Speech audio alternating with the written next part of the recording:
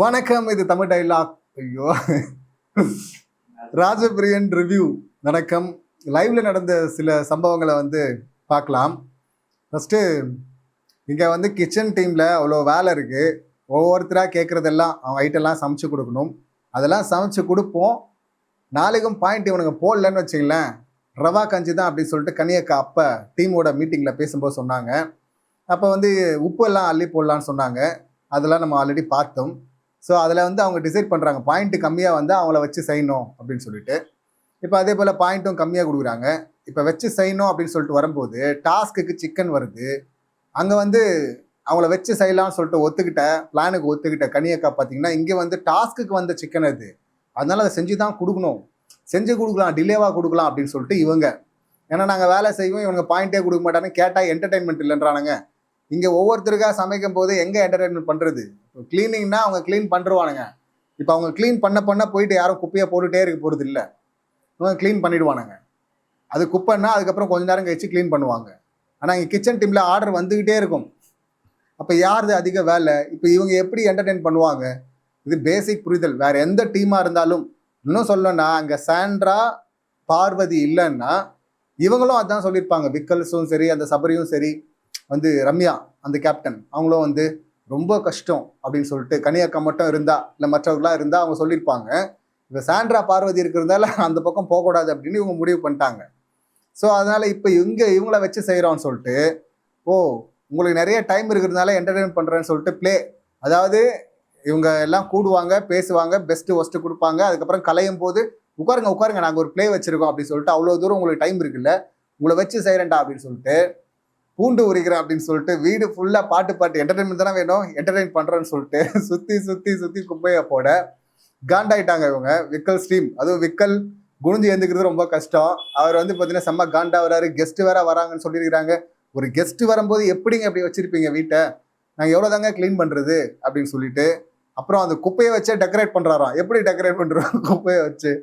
So இருக்கிற பூண்டு தோல்லாம் சேர்த்து வச்சு, நாங்கள் நீங்கள் ரொம்ப முக்கியம் கெஸ்ட்டு, இந்த பூண்டு மாதிரி அப்படின்னு சொல்லிட்டு நான் சொல்லிடுவேன் அப்படின்லாம் உளறிட்டு இருந்தாரு. ஸோ இப்போ கெஸ்ட்டு வருவோம், கெஸ்ட்டு யார் வந்தாங்க அப்படின்னு சொல்லிட்டு அவங்கள பற்றி நிறைய பேசணும். பட் ஆனால் பேசலாம். ஸோ அதனால் இவங்க இப்படி பண்ணதும் பார்த்தீங்கன்னா, இப்போ நீங்கள் எங்களை டிஸ்டர்ப் பண்ணுறீங்களா, நாங்கள் உங்களை டார்ச்சர் பண்ணுறோம் அப்படின்னு சொல்லிட்டு ப்ளூ டீம் வராங்க. ப்ளூ டீமை அந்த பக்கமும் போயிட்டு இவங்க என்ன பண்ணாங்கன்னு தெரியல. ப்ளூ டீம் வாஷ்ரூம் டீம் தானே அவங்க. இப்போ அவங்க அங்கேருந்து கூப்பிட்டு போவாங்க. க்ளீன் பண்ணுறது இவங்க தானே, மாப் மாயாவிஸ் தானே. இப்போ அவங்க ஏன் கடுப்பானாங்க தெரியல. எஃப்ஜே வினோத் சிக்கன் சமைச்சு கொடுத்துருக்குறாங்க. சிக்கன் சாப்பிட்டுட்டு அந்த எலும்பெல்லாம் தட்டிலே வச்சு நான் கழுவ மாட்டேன், கிச்சன் டீம் தான் பிளேட்டை கழுவணும் அப்படின்னு சொல்லிட்டு எஃப்ஜே வினோத் சொல்கிறாங்க. விக்கல்ஸ் மட்டும் இல்லை அது எச்சு தட்டு, அதெல்லாம் ரொம்ப தப்பாக இருக்கும், நான் கழுவிடுறேன் அப்படின்னு சொல்லிட்டு அவர் கழுவிட்டார். இவங்க ரெண்டு பேர் ஏங்க அவங்க என்னங்க சுற்றி அங்கே குப்பையை போடுவாங்க, பூண்டு அப்படியே அங்கே உரிப்பாங்க, கிச்சனில் தாங்க வச்சு செய்யணும். இங்கே இவ்வளோ தூரம் அவங்க நம்மளை இவ்வளோ டார்ச்சர் பண்ணும்போது நம்ம அவங்கள பண்ணலாங்க, அவனை கழுவ சொல்லுங்க அப்படின்னு சொல்ல கனி என்னால் முடியாது, யார் பண்ணுறாங்களோ பண்ணிட்டோன்ட்டு கனி போயிட்டாங்க. கனி கேட்கும் போது இவர் எஃப்ஜே ஒரே டீமில் அவங்க முடியாதுன்னு நேரடியாக சொல்ல மாட்டாங்க. எஃப்ஜே சொல்கிறாரு, நான் தட்டு கழுவாதவனா, என்ன போய் அப்படி சொல்லுவாங்களா யாராவது? நான் தட்டு கழுவும் இல்லை, ஆனால் இந்த டாஸ்கில் நான் கழுவ மாட்டேன், டாஸ்க் முடிஞ்சால் போயிட்டு கழுவுறேன், இல்லைன்னா அவங்கள கழுவ சொல்லுங்கன்னு சொல்லிட்டு சாப்பிட்டு அந்த எலும்பு கூட எடுக்காது, அதெல்லாம் எடுத்து அவங்க தான் போடணும்னு சொல்லிட்டு கானா வினோத் சொல்கிறாரு. அவர் டாஸ்க்கு யூஸ் பண்ணீங்க அப்படின்னு சொல்லிட்டு அவங்க பண்ணுறாங்கல்ல நம்ம பண்ணுவோங்க அப்படின்ட்டுன்னு. இதுக்கு முன்னாடி பார்த்தீங்கன்னா நைட்டு நடந்த ஒரு கான்வர்சேஷன் ஒன்று, இதை தனியாக பேசலாம் அப்படின்னு பார்த்தோம். பட் இப்பயும் அதை சொல்லிடுவோம். பிரஜன், இங்கே பார்வதி, திவ்யா, சாண்ட்ரா இவங்க டிஸ்கஸ் பண்ணிட்டு இருக்கிறாங்க. அந்த 4 பாயிண்ட் எடுத்து போய் கொடுத்தாங்கல்ல சாண்ட்ரா, என்ன கேம்மா அப்படின்னு சொல்லிட்டு நம்மளும் பார்த்தோம்ல, பிரஜனை ஜெயிக்க வைக்க பிளானான்னு, அதை தான் அங்கே சொல்கிறாங்க. அந்த டீமை ஜெயிக்க வைக்கணும், அது முதல் கோல். பார்வதி ஒப்பனாவே சொல்கிறாங்க. அது 2வது கோல், பிரஜன் உங்களை ஜெயிக்க வைக்கணும் அப்படின்றாங்க. இந்த டீமை ஜெயிக்க வைக்கிறது நீங்கள் பண்ணலாம் பாயிண்ட் அள்ளி கொடுத்து, பிரஜனை எப்படி ஜெயிக்க வைப்பீங்க? பிரஜனை எப்படி ஜெயிச்சிருவோம்? என்ன டாஸ்க் வைக்க போகிறாங்க கேப்டன்சி இல்லைன்னே தெரியாது. இப்போ எல்லாரையும் கூப்பிட்டு குரூப்பாக சேர்ந்து லாஸ்ட் டைம் பண்ண ஒரு டாஸ்க் மாதிரினாக்கா நீங்கள் மற்றவங்களெல்லாம் அவுட் பண்ணிவிட்டு எஃப்ஜேவை ஜெயிக்க வச்சிங்க, அது உங்களால் முடியும். வேறு மாதிரி ஃபிசிக்கல் டாஸ்க்காக கொடுத்துட்டா என்ன பண்ணுவீங்க? விக்கல்ஸ் இருக்கிற அப்படி தலையை அப்படி பிடிச்சி இப்படி அடிச்சிடுவார். இந்த கம்ருதன் இருக்கிற அப்படி பயங்கர ஸ்ட்ராங்கான ஆள் தான் ஃபிசிக்கல் டாஸ்கில். அப்புறம் எப்படி நீங்கள் கெமி இருக்காங்க, முக்கியமாக கெமியை காலி பண்ணணும். ஸோ இவங்களோட மோதி பிரஜன் எப்படி ஜெயிச்சிடுவார், அதை எப்படி முடிவு பண்ணுறாங்கன்னு தான் நமக்கு புரியல. பட் இவங்களால முடிஞ்சது அந்த ஒரு கோல் வேணால் ட்ரை பண்ணலாம். ஸோ இந்த டிஸ்கஷன் போச்சு ஆல்ரெடி. இவங்க இந்த பிளானில் இருக்கிறாங்களா?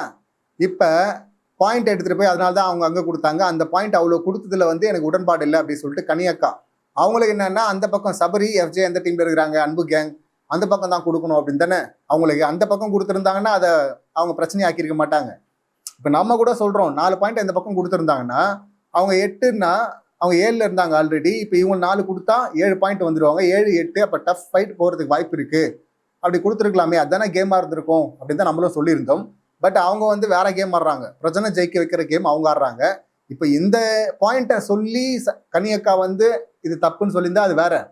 ஆனால் அவங்க ஜென்ரலாக இல்லை எனக்கு அவ்வளோ கொடுத்தது உடன்பாடு கிடையாது அப்படின்னு சொல்லிட்டு அவங்க இப்போ சிக்கன் வந்து சமைக்க வேணாம் இல்லை லேட்டாக கொடுக்கலாம்னு சொல்லிட்டு ஒத்துக்கிட்டு இங்கே வந்து அவங்க டபுள் கேம் ஆடுறாங்க. இப்போ அந்த கான்வர்சேஷனில் கோச்சிக்கிட்டு நான் கிளம்புறேன் அப்படின்னு சொல்லிட்டு அவங்க போயிட்டு அங்கே போய் உட்காந்துக்கிறாங்க. தனியாக போயிட்டு விக்கல்ஸ் வந்து கேட்குறாரு, நீங்கள் டாஸ்கில் இருக்கிறீங்களான்னு. நான் டாஸ்கில் இருக்கேன், ஆனால் என் டீமில் நான் கிடையாது அப்படின்றாங்க.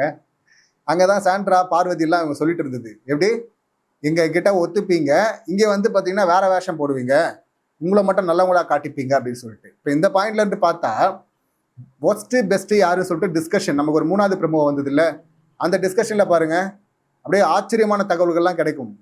இங்கே வந்து யார் ஒஸ்ட்டு அப்படின்னா சாண்ட்ரா. எஸ், சாண்ட்ராக்கு ஒஸ்ட்டு கொடுக்கலாமான்னா கண்டிப்பாக கொடுக்கலாம், பிரச்சனையே இல்லை. பார்வதி கொடுக்கலாமான்னா கொடுக்கலாம், தப்பே இல்லை. பெஸ்ட்டு யாருன்னா பெஸ்ட்டு ஒரே சாய்ஸ் தான் அவங்களுக்கு, கனி. முதல் நாள் யாருக்கு கொடுத்தீங்க, கனி. அப்பயும் கனி, இப்பயும் கனி, நாளைக்கும் கனி தான். எப்போ டாஸ்க் வச்சாலும் இவங்களுக்கு வந்து பெஸ்ட்டு வந்து கனி தான். நான் கனியே சொல்லுவேன்னு ரம்யா இந்த பக்கம் சபரி, டே நீ கனியா தாண்டா சொல்லுவேன். எஃப்ஜேவும் நான் கனியா சொல்லுவேன், நீங்கள் கனியா தாண்டா சொல்வீங்க, நீங்கள் சொல்லனா தான் ஆச்சரியம். இதில் வந்து இந்த பக்கம் இந்த மாதிரி இருக்குது குரூப்பிசம். இதை கேட்டால் இது எப்படி குரூப்பிசம் ஆகும் அப்படின்னு சொல்லிட்டு வேற இந்த விஜய் கூட ஒரு போஸ்ட் போட்டிருந்தாங்களா, அதை பற்றி காலைல பேசியிருந்தோம் நம்ம. அந்த கனியக்காவுடைய சிஸ்டர். இது வந்து குரூப்பிசம் கிடையாது, லைக் மைண்டட் பீப்புள்லாம் பார்த்தீங்கன்னா ஒரே குரூப்பில் இருக்கிறாங்க இப்போ. அதனால வந்து அவங்க பெஸ்ட்டாக பண்ணிட்டாங்க கனியக்கா அப்படின்னு சொல்லிட்டு அவங்க கனியக்கா கொடுக்குறாங்களாம். நான் என்ன சொல்கிறேன், இப்போ கிச்சன் டீமில் சாண்ட்ராவை ஒஸ்ட்டுன்னு கொடுத்துறீங்க, தாராளமாக கொடுத்து. ஆனால் பாயிண்ட்ஸ் கொடுக்கும்போது அங்கே கனியக்காவும் இருக்கிறாங்க, இவங்க வியன்னா இருக்கிறாங்க, இல்லை திவ்யா இருக்கிறாங்க, பார்வதி இல்லை சாண்ட்ரா. அவங்களுக்கு ஒர்க்குன்னு ஒன்று இருக்குல்ல, ஒரு கூட்டாக சேர்ந்து செஞ்ச ஒர்க்குன்னு இருக்குல்ல, அந்த ஒர்க்குக்கு பாயிண்ட் கொடுக்கும்போது அட்லீஸ்ட் ஒரு 2வது வரணும் இல்லை. ஒரு பாயிண்ட் கொடுக்குறீங்கன்னா அப்போ ஏன் காலையிலேருந்து அவங்க சமைச்சு கொடுத்துட்டு இருக்கணும் உங்களுக்கு? அந்த பிரச்சனை வருது இல்லை, அந்த கேள்வி வருது இல்லை அவங்களுக்கு, வயிறு எரியும் இல்லை.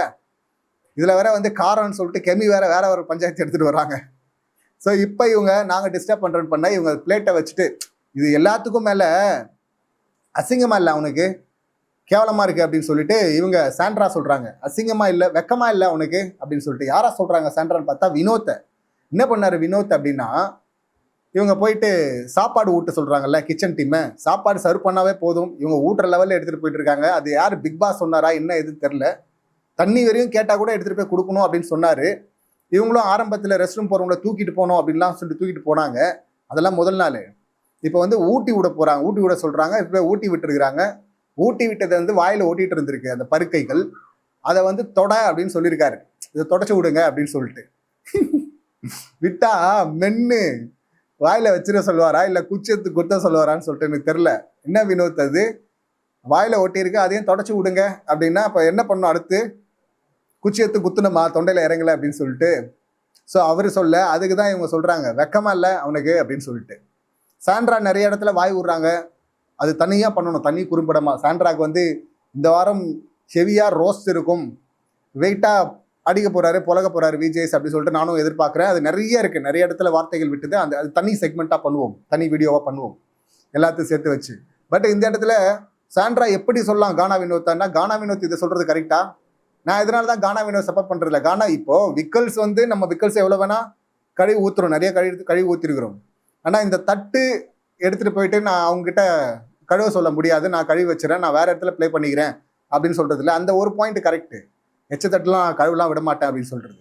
இங்கே வந்து நான் அதில் எலும்பு பீஸை கூட நான் போட்டுருவேன், மென்னுட்டு அதில் போட்டு அதை அவங்க தான் எடுக்கணும், அதை டாஸ்க்குன்னு சொல்கிறது. சாப்பிட்ட பருக்கைகள் ஒட்டிட்டு அதை தொடச்சி விடு அப்படின்னு சொல்கிறது. இதெல்லாம் என்னது? அப்போ நீ இந்த கேம் ஆடுவேன்னா அவங்களும் கேம் ஆடலாமே. அவங்க எங்கே கேம், அவங்க தானே ஃபஸ்ட்டு வந்து பூண்டெல்லாம் உரிச்சு வீட்டுக்கு ஃபுல்லாக போட்டாங்கன்னா நீ பாயிண்ட்டே கொடுக்கலன்றது தானே பிரச்சனை. இங்கே நீ பாயிண்ட்டு கொடுக்க மாட்டேங்கிற, விஜேஎஸ் வர வரையும் நாங்கள் வெயிட் பண்ணுறோம் அப்படின்னு சொல்லிட்டு அப்படியே போனோம்மா. அவங்க அப்படியே போக மாட்டேன், நாங்கள் எதிர்த்து ஆடுவோம் அப்படின்னு சொல்லிட்டு அவங்க ஆடுறாங்க. இப்போ அதில் வந்து எது சரி அப்படின்னு சொல்லிட்டு அதுக்கப்புறமா பேசணும். ஆனால் அவங்க பண்ணுற தப்ப நீயும் பண்ணுருவ. அப்புறம் வீக்கெண்டில் வந்து நியாயம் வேற கேட்பிய, நீ என்ன நியாயம் கேட்ப நீ? இப்போ நீ வந்து எல்லாம் கரெக்டாக இருந்துட்டு சார் அவங்க இவ்வளோ டார்ச்சர் பண்ணாங்க சார், பாயிண்ட் அவங்க நிஜமாக என்டர்டைன் பண்ணல சார், நாங்கள் இந்த பாயிண்ட்டை கொடுத்தோம் சார், அவங்க என்டர்டைன் பண்ணல, நாங்கள் என்ன சார் பண்ணுறது, அதுக்காக எங்களை டார்ச்சர் பண்ணாங்க, நாங்கள் க்ளீன் பண்ணோம் சார், நாங்கள் எல்லாம் பொறுத்துக்கிட்டோம் சார், ஒஸ்ட்டுக்கு அவங்களை குத்தணும் சார் அப்படின்னு சொன்னால் நம்ம இந்த பக்கம் நியாயம்ப்பா. இன்னும் அரக்கி மாதிரி நடந்துக்கிறாங்க, இப்படி நடந்துக்கிறாங்க, பாயிண்ட் கொடுக்கல தான், இதெல்லாம் டாஸ்க் நடக்கும் தானே, தோக்குறதெல்லாம் சகஜம் தானே அப்படின்னு நம்ம சொல்லலாம். இவங்க என்ன பண்ணுவாங்களோ அதையும் நான் பண்ணுவேன், அதுக்கு மேலேயும் நான் பண்ணுவேன்னு சொல்லிட்டு பண்ணிட்டு அப்புறம் உனக்கு என்ன நியாயம் கொடுக்கணும் தனியாக வந்து, அப்போ அவங்க அடுத்த லெவலில் அவங்க போவாங்க இல்லை. இதில் முதல்ல கிச்சன் டீமை வந்து அதான் சொன்னேன், அந்த 2 பேர் இருக்கிறாங்க சொல்லிட்டு இவங்க ஃபிக்ஸ் பண்ணிட்டாங்க அவங்கள அடிக்கணும் அப்படின்னு. இதில் வந்து சபரி இந்த எஃப்ஜே இவங்கெல்லாம் ஒஸ்ட்னு குத்துனாங்களா, இதை தாண்டி எஃப்ஜே தம்பி இன்னொரு இடத்துல சொல்கிறாரு, இந்த பிரச்சனை ப்ரமோவுக்கு அப்புறமா வந்து தான் முன்னாடின்னு நினைக்கிறேன். அப்போ வந்து பார்த்தீங்கன்னா அவன் என்ன வெறும் நடிகை ஆக்ட்ரஸ் ஆர்டிஸ்ட் அப்படி சொல்லிட்டு மூஞ்சை காட்டுறதுக்காக வந்துட்டாங்க, அது மூஞ்சை வச்சு மூஞ்சி வேல்யூ வச்சு வந்துட்டாங்க உள்ள, வந்ததுலேருந்து ஒன்றும் பண்ணல அப்படின்ட்டு இருக்காரு. யாரை சொல்கிறாரு இவர்? அப்படி வந்தது வைல்ட் கார்டாக வந்தவங்க, வைல்ட் கார்டாக வந்தவங்கள இவர் பெண்களை தான் சொல்கிறாருன்னு தெரியுது. பெண்கள் யார்? திவ்யாவை சொல்ல மாட்டார், ஏன்னா திவ்யாவுக்கு ஒரு ரூட் விட்டுங்கிறாரு, அவர் ஆப்ஷனில் வச்சிருக்காருல்ல. இந்த பக்கம் சாண்ட்ராவை தான் சொல்கிறாரு. அப்போ இல்லை சாண்ட்ரா தான் கரெக்டாக கண்டுபிடிச்சாங்க, திவ்யா உங்கள்கிட்ட அப்ரோச் பண்ணிட்டு இருந்தான் தெரியுமா உனக்கு அப்படின்னு. அதுதான் நம்ம வெளியவே சொல்லிட்டு இருந்தோம், தம்பி வந்து இங்கே திவ்யாவுக்கு ரூட் விட்டுருக்காரு அப்படின்னு. கரெக்டாக அடுத்து இப்போ அங்கே சிக்கல ரெஸ்பான்ஸ் இல்லைன்றதும் பார்த்தீங்கன்னா வியனாவுக்கு போகிறாரு. வியனாலேருந்து அங்கே பேசும்போது நேற்று கூட பார்த்தோமே லைவ்ல வந்து இங்கே பார்வதி வந்து கிண்டல் பண்ணிட்டு இருக்காங்க, தங்கச்சி தங்கச்சி அப்படின்னு சொல்லிட்டு. ஏய் தங்கச்சி அங்கே பேசாதுன்னு போது இங்கே வந்து பார்த்தீங்கன்னா அங்கே இன்னொரு ரூட் இருக்கு அவருக்கு அப்படின்னு சொல்லிட்டு அதையும் ரெஜிஸ்டர் பண்ணுறாங்க. இவங்க இல்லைன்னா வியனா இல்லைன்னா திவ்யாவா ஆப்ஷன் அவருக்கு. இதில் வந்து சொல்கிறார் நம்மெல்லாம் என்னென்ன பண்ணியிருக்கிறோம், அவங்க வந்து என்னத்தை கீழ்ச்சாங்க, இவர் என்ன பண்ணார், பெட்ஷீட் உள்ள வந்து நோண்டிட்டு இருந்தீங்க அதானடா, என்ன பண்ணி கீழ்ச்ச நீ. இந்த எஃப்ஜே எப்போ பார்த்தாலும் தூங்கிட்டு இருந்தான், போன வாரம் கூப்பிட்டு பிக் பாஸ் கழுவி ஊத்துனாரு. யாருமே சாப்பிடும் போது கூப்பிடவும் மாட்டார், சாப்பிட்டு வாங்கன்னு சொல்லுவார். சாப்பிடும் போதே கூப்பிட்டு நீ உட்காந்து சாப்பிடாத நின்றுன்னு சாப்பிட்டு, நின்றுட்டே தான்டா இருக்கணும் நீ ஃபுல்லாக நாள் ஃபுல்லாக அப்படின்னு சொல்லிட்டு பனிஷ்மெண்ட் யாருக்கு கொடுத்தாங்க? இவருக்கு தான். இவர் சொல்கிறாரு என்டர்டைன்மெண்ட் பண்ணிகிட்டே இருந்தாராம். இந்த இவர் ஆரம்பத்தில் நோண்டின அந்த காஜித்தனங்கள் கூட பெட்ஷீட் கூட தானே நடந்துட்டு இருந்துச்சு, அப்புறம் என்னத்தை என்டர்டைன்மெண்ட் பண்ணி கீழ்ச்சார் இவர். ஏன்னா அப்படி வார்த்தையை விடுறாரு பாருங்க போகிற போக்கில். இப்போ அதுதான் 4வது ப்ரெமோல போடுறாங்கல்ல, அங்கேயும் வார்த்தையை விடுறது. இங்கே டீம் மீட்டிங் போடுறாங்க, விக்கல்ஸ் ரம்யா இருக்கிறாங்க, அங்கே இவர் கேப்டன் போய் பேசிட்டு இருக்காரு. நடுவில் அங்கிருந்து பார்வதி, ஈவன் கனி, வியனா, திவ்யா எல்லாருமே அங்கிருந்து ஏதோ சொல்ல வராங்க. அங்கே சொல்ல வரும்போது பார்த்தீங்கன்னா என்ன அவங்கெல்லாம் பேசிட்டு இருக்காங்க, இதுதான் டீமா, அப்புறம் நீங்கள் டீம் கேப்டன் இல்லையா, அவங்கள உப்பு சப்பா வச்சிருக்காங்களா, அப்போ நீங்கள் கேப்டன் இல்லைன்னு அவங்களே சொல்கிறாங்க போங்க அப்படின்னு சொல்லிட்டு இங்கே சொல்லிட்டு அதுக்கப்புறம் சாண்ட்ரா கிட்டே போயிட்டு நான் கேப்டனாக வந்து கரெக்டாக தானே சொல்கிறேன், நீங்கள் கேப்டனாக சொல்லுங்கள், நான் கரெக்டாக தானே பேசுகிறேன் அப்படின்னு சொன்னால் யார்கிட்ட வந்து பேசுகிறேன், நீ தான் நான் கேப்டனே இல்லைன்ட்டு இப்போ ஏன் பேசுகிறேன் அப்படின்னு சொல்லிட்டு அவங்க சொல்ல அங்கே மாட்டிக்கிட்டாரு தம்பி. பார்வதி அப்படின்னு நினைச்சாரு போல இருக்கு. டக்கன்லாம் அந்த மாதிரி திருப்பிலாம் அடிக்க மாட்டாங்க, பார்வதி வந்து வேற மாதிரி அடிப்பாங்க, அடி அடி அப்படின்னு சொல்லிட்டு வேற மாதிரி அடிப்பாங்க. ஆனால் இந்த பக்கம் சாண்ட்ரா அவங்க திருப்பி கொடுக்குறாங்க உடனே. அது வந்து தம்பிக்கால அங்கே பார்க்க முடியல, டாலரேட் பண்ண முடியல. உடனே வந்து சரி என்ன பண்ணோம், நான் தலையா வந்து காலைல விட்டோமா, நம்ம அப்பயே சொன்னோம்ல இவன் தலையானா இவனுக்கு வச்சுக்கிற சூனியம்னு. இதுவே கம்மி தான், இன்னும் பெருசாக எதிர்பார்த்தேன் நான், இன்னும் பெரிய சம்பவங்கள் பண்ணல, அநேகமாக நாளைக்கு கூட அந்த சம்பவம் நடக்கலாம். தம்பி இன்னமும் எக்ஸ்ட்ராவே வார்த்தையை விடுவார். ஏன்னா எல்லாரும் இப்போ இவன் வந்து சொல்கிறான் அவங்க ஆர்டிஸ்ட்னு மூஞ்சை மட்டும் வச்சுட்டு வந்துட்டாங்கன்னு. இவன் என்ன பண்ணான், தூங்கிட்டே இருந்த ஒருத்தன் இவன் இதை பண்ணலாமா?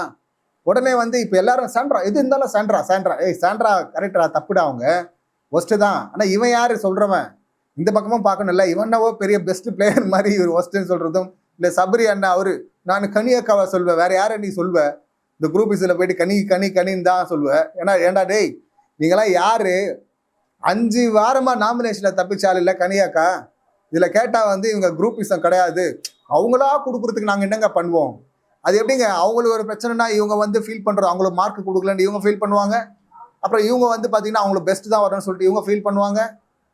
இப்போ அவங்களுக்குள்ள பிரச்சனை பார்வதி, அந்த கிச்சன் டீமுக்குள்ள பிரச்சனை வந்துச்சு அப்படின்னா பார்வதி கணின்னு எஃப்ஜே உள்ளே வருவார். இது நான் அவங்களா நடக்கிறதா, இது முடிஞ்சதுக்கு அப்புறம் அவங்களா பேசுறது இல்லையா? ஸோ இந்த பக்கம் குரூப்பிசம் இருக்குது. இது இப்படி பஞ்சாயத்துகள் போயிட்டு கடைசியில் என்ன பண்ணுறதுன்னு தெரியாமல் தம்பி போய் காலில் விடுறாரு.